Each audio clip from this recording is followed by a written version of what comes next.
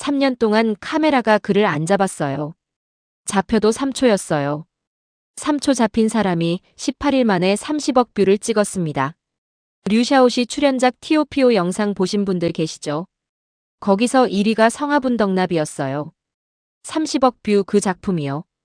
영상 끝에 제가 그 작품의 진짜 폭발 이유는 류샤오시 혼자가 아니라 케미였다고 했잖아요. 그 케미의 반대편에 있던 사람, 류샤오시 옆에서 같이 30억 뷰 찍은 그 여자 주인공 이야기가 오늘 주제예요. 이름은 거위신입니다. 27살이에요. 쇼폼 시장에서 그가 만든 기록은 류샤오시보다 더 무서워요. 류샤오시가 7년 단역이었다면 거위신은 4년 단역이었어요. 류샤오시가 27살에 47살로 보였다면 거위신은 26살에 진짜로 26살로 보였어요. 결정적으로 한 가지가 달라요. 거위신은 쇼폼 한 편 찍고 정통 드라마 두 번째 여주 자리로 캐스팅됐어요. 쇼폼 배우가 정통 드라마로 점프한 첫 여자 사례예요. 한 명도 없었어요. 근데 이 사람의 진짜 이야기는 30억 뷰가 아니에요. 그 30억 뷰 뒤에 4년 동안 카메라가 안 잡아준 한 사람의 시간이에요. 그리고 중국 콘텐츠 산업이 한 사람을 어떻게 다루는지 보여주는 사례이기도 해요. 거위신이 어떤 사람인지부터 짚을게요. 1999년생 랴오닝 선양 출신이에요. 중앙희극학원 희극교육과 본과 졸업이에요. 한국으로 치면 한예종 연기과 본과예요. 정통 드라마 가는 사람들이 가는 길이요. 쇼폼 드라마 가는 사람들이랑은 출발선부터 달라요. 근데 거위신은 2022년 데뷔하고 4년 동안 정통 드라마에서 카메라에 안 잡혔어요. 어떤 정도였는지 한번 보세요. 2023년 장월신명, 시녀 홍주 역할. 대사 10줄도 안 됐어요.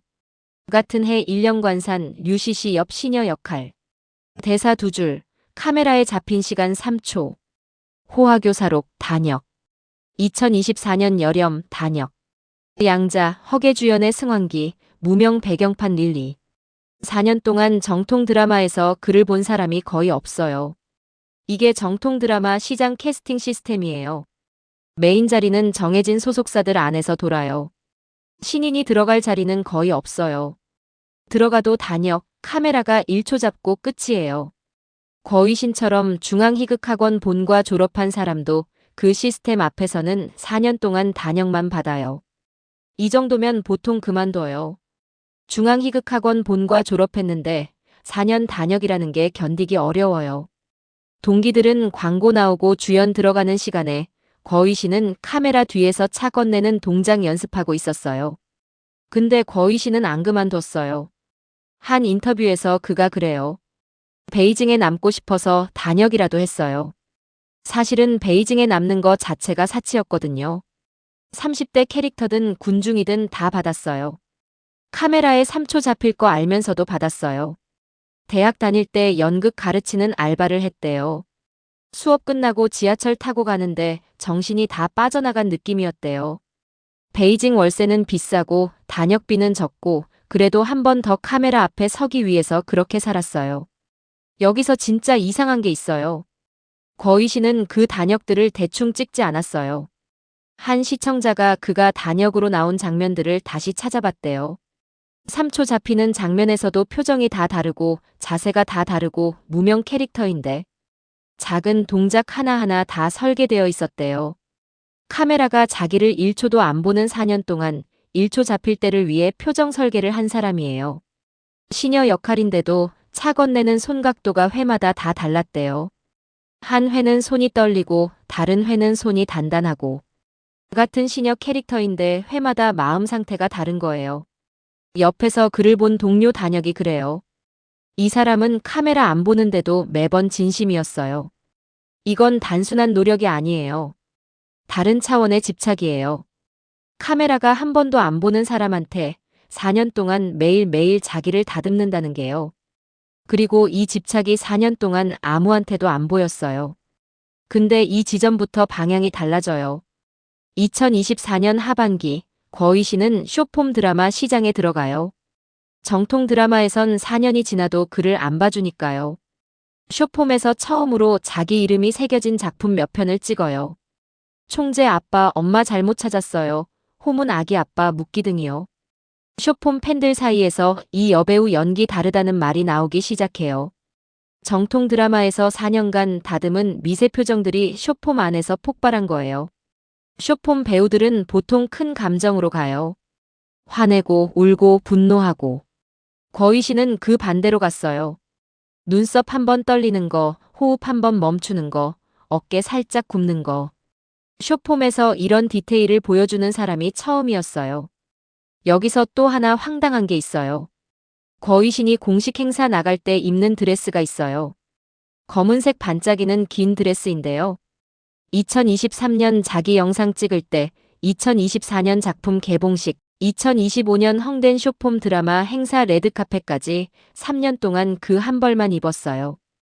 입사 초기에 선생님이 맞춤 제작해준 드레스였대요. 보통 배우들은 레드카펫마다 새 명품 드레스로 갈아입어요. 광고 받으려고요. 거위 씨는 안 그래요. 옷 바꾸기 귀찮고 그 옷 의미가 있어서요. 이 한마디 했어요. 그 드레스를 처음 받았을 때 거위신 통장 잔고가 83위안이었대요. 우리 돈 1만 6천 원이요. 30억 뷰 찍은 다음에도 그 옷을 입어요. 옷이 바뀐 게 아니라 입은 사람이 바뀐 거예요. 이게 쇼폼 드라마 시장에서 흔한 일일까요? 쇼폼 시장은 오늘 보여줄 새 옷이 있나가 인기 결정해요. 거위 씨는 그 룰을 안 따랐어요. 그리고 2025년 9월 20일. 인생이 폭발해요. 류샤오 씨랑 같이 찍은 성화분덕납이 풀려요. 첫날 시청량 1억 뷰. 4일 만에 10억 뷰. 18일 만에 30억 뷰. 빨간 과일 플랫폼 사상 최단 기록. 21일 연속 1위. 지금까지 누적 44억 뷰. 한국 인구의 80배가 본 셈이에요. 30억 뷰 기념 라이브에 1,000만 명이 몰렸어요. 평소 쇼폼 라이브로는 상상할 수 없는 숫자예요. 빨간 과일이 어떤 플랫폼이냐면요. 더우인 운영하는 바이트댄스가 만든 중국 본토 쇼폼 드라마 플랫폼이에요. 작품 한 편 터지면 분배 수익이 어마어마해요. 성화분덕납 분배 수익이 8천만 위안 넘었다는 보도가 있었어요. 우리 돈 160억 원이요. 한 작품이요. 4년간 단역하던 사람이 한 작품으로 인생 바꾼 거예요. 그런데 이 작품의 진짜 의미는 숫자가 아니에요. 그 시청자 구성이에요. 이 작품 본 사람의 42%가 30대 이상 중산층이었어요. 쇼폼은 젊은 애들이나 보는 자극적인 콘텐츠라는 인식이 있었거든요. 30대, 40대 직장 여성은 절대 안 본다고 했어요. 근데 그 사람들의 절반 가까이가 거위신 작품을 보러 왔어요. 95년생 여성 시청자 한 명이 그래요. 쇼폼 한 번도 안 봤었어요. 이 작품 하나 보려고 쇼폼 시장에 들어왔어요. 그런 후기가 수만 개 올라왔어요. 이게 어떻게 가능했을까요? 거위신이 맡은 역할이 백청매라는 자유사진작가예요. 정략 결혼으로 들어온 여자가 천천히 사랑을 배워가는 캐릭터예요. 쇼폼 보통 패턴이랑 완전히 달라요. 격렬한 키스 없어요.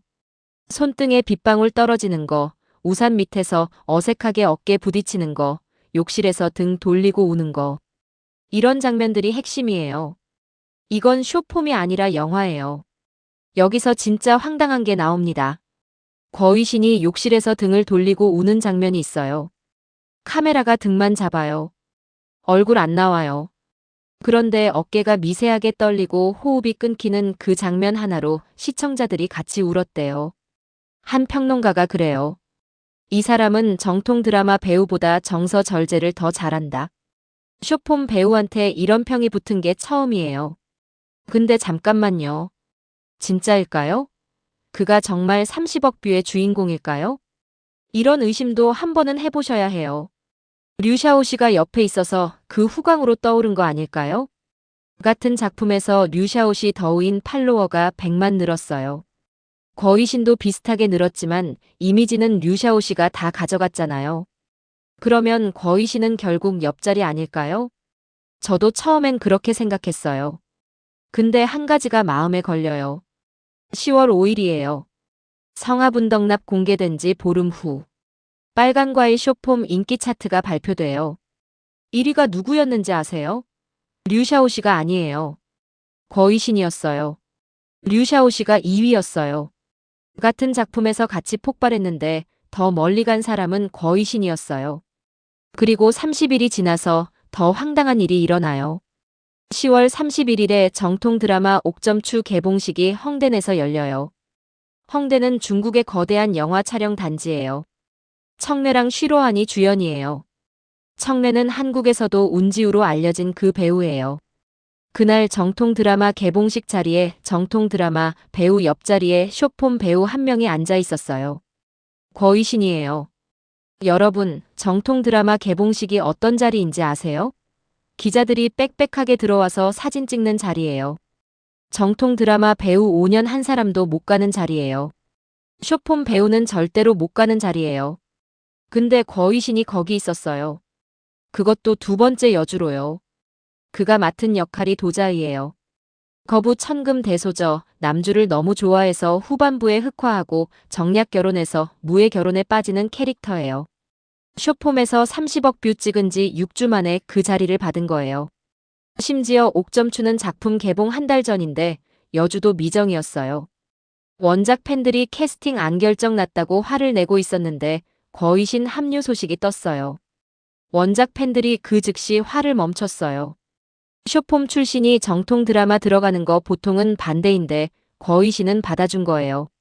30억 뷰 찍어준 시청자들이 정통 드라마에서도 보고 싶어 한 거예요.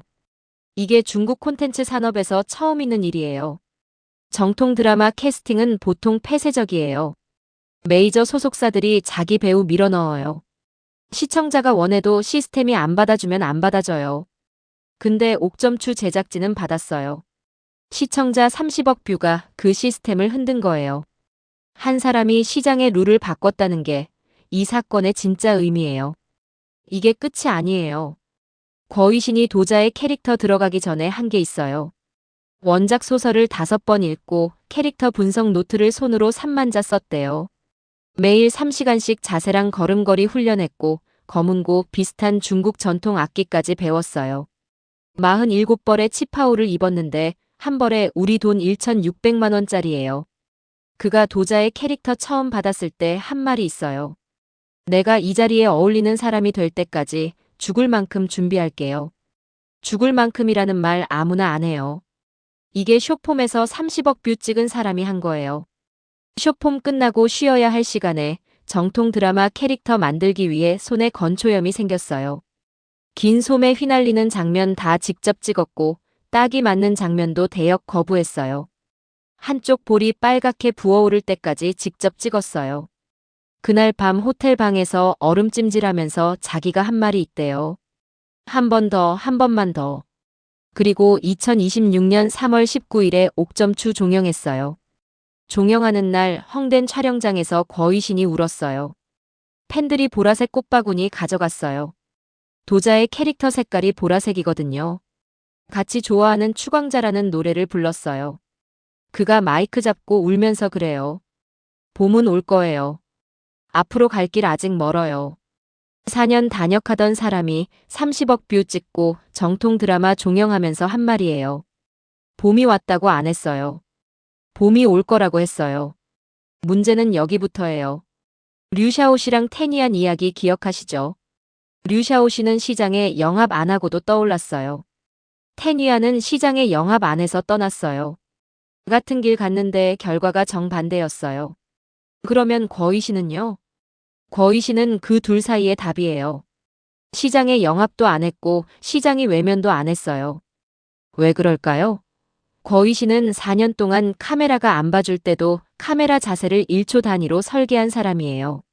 쇼폼에서도 정통 드라마로 점프에서도 마찬가지였어요. 그가 한 인터뷰에서 그러더라고요. 저는 무대 위에서 무명이 되는 거에 익숙해요. 무대 밖에서 사람을 끄는 데는 관심 없어요. 이게 테니안이 했던 말이랑 비슷해요. 내일은 연기다. 근데 결과가 달라요. 테니안은 시장이 안 봐줘서 떠났는데 거의신은 시장이 4년이나 안 봐주다가 결국 봐줬어요. 차이가 뭐예요?